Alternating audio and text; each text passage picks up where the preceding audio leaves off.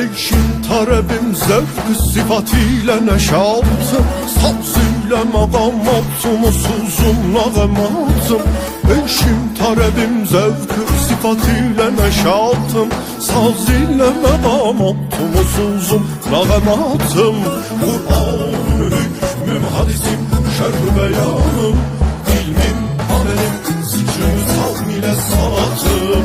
İlmim amelim zikrim savm ile salatım.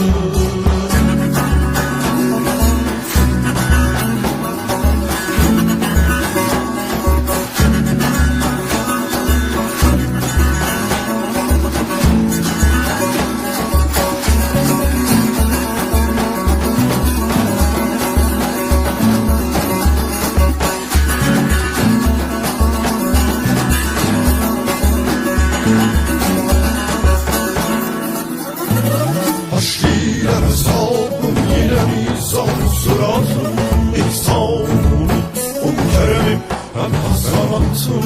Haşriler hesabım yine mizan sıratım, İhsanım lütfum keremim hem hasenatım. Bil cümle unut dile kelamında nesimi, alfâdım hem sümer kâm cihatım.